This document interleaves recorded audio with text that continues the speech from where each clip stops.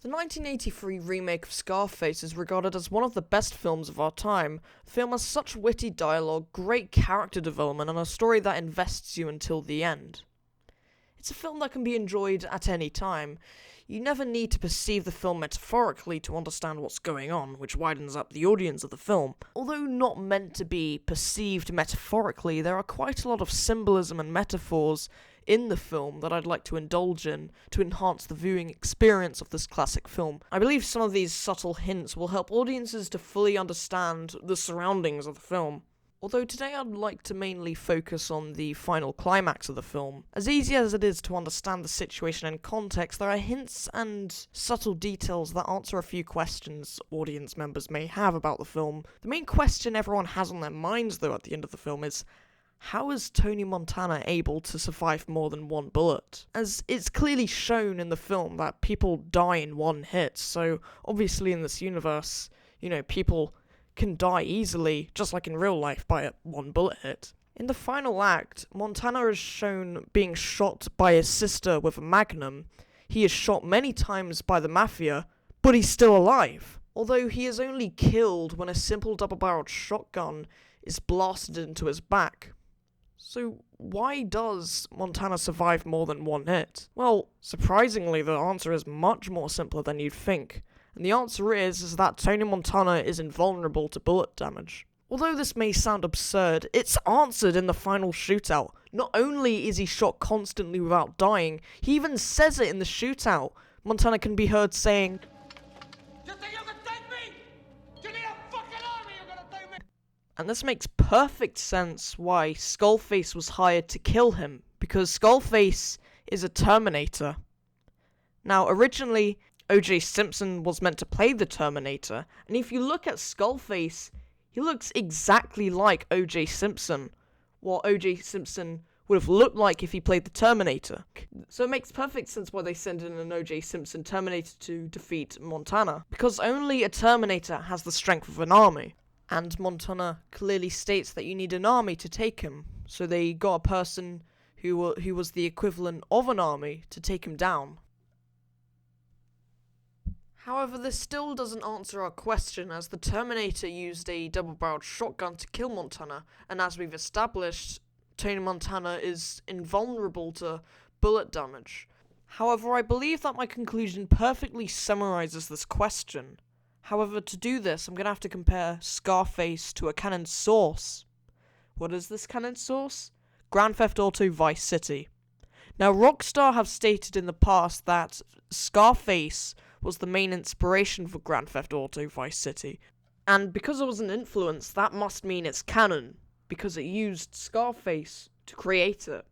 So it's canon of the same universe. Now in GTA Vice City, you play as Tommy Vercetti, who is clearly inspired by Tony Montana, so he is Tony Montana because he's inspired by Tommy Vercetti. If you want more proof that he's Tony Montana, then look at his mansion. Look at his clothing. He looks exactly the same as Tony Montana and his mansion in the film. So he is Tony Montana. So as we've established, he's Tony Montana. So that means he's invulnerable to bullet damage. And coincidentally, Tommy Vercetti is also invulnerable to bullet damage, as displayed by this video. Notice how he uses an M16 though, the same gun that Tony Montana used in. Now that we've finally established that Tommy Vercetti is Tony Montana, we can now finally apply his logic to the film.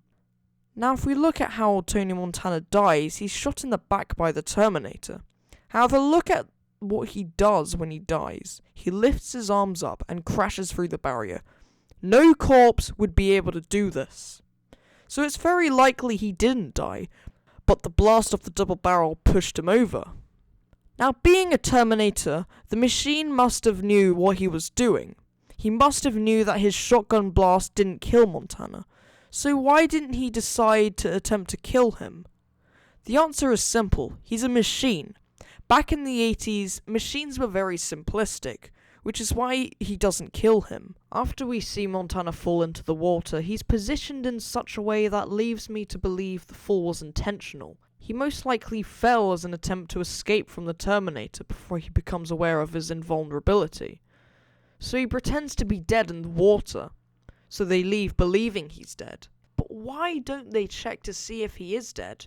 The most appropriate reason for this is because the goons aren't English, so they couldn't understand Montana when he claimed to be invulnerable.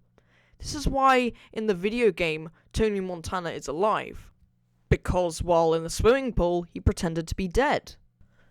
Now, the swimming pool that he fell into said, "The world is yours," which could indicate Montana's luck, as he eventually buys the world at the end of the game and becomes rich and successful, as he planned from the beginning of the movie. However, the biggest problem in this analysis that will contradict me is Vassetti's logic. Anyone familiar with Grand Theft Auto Vice City will realise that Vassetti can't swim. So because Vassetti dies from water, this must mean that Tony Montana didn't die from being shot, but he died from being pushed into the water because he can't swim. So his fake death plan failed.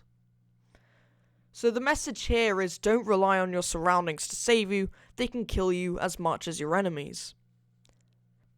Now, many have a different interpretation about the third act of the film. They personally believe the possible reason as to why Montana is invulnerable to bullets is due to the high dosage of cocaine that he sniffs nearing the third act. Now, I'd like to clear this up for people because I believe the cocaine in the third act is meant to represent Tony Montana's sexuality. He indulges in his sexuality daily.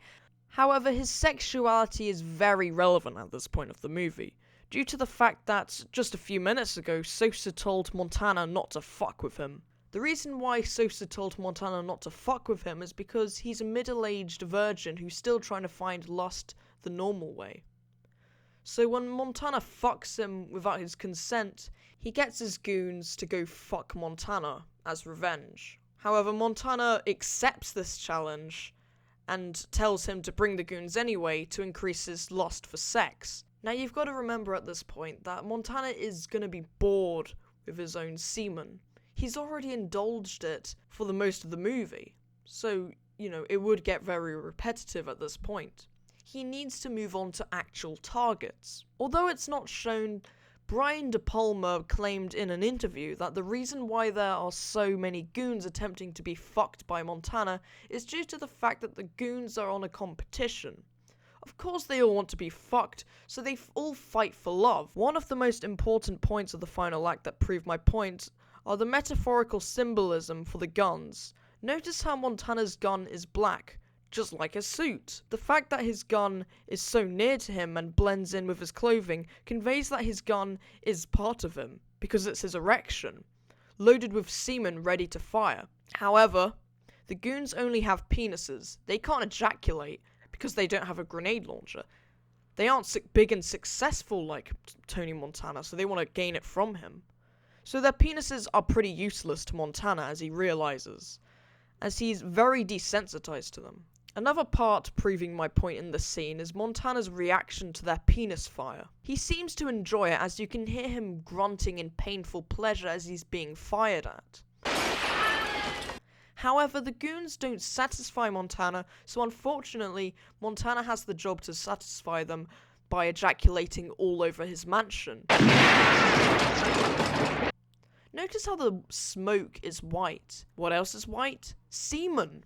This clearly signifies that the fact that he's loading semen all over the goons. At the end of the film, he comes to accept that no one will ever meet his level of pleasure, and unfortunately dies from not being able to swim in the swimming pool. Now, I hope you all enjoyed this analysis, and please let me know your interpretation of the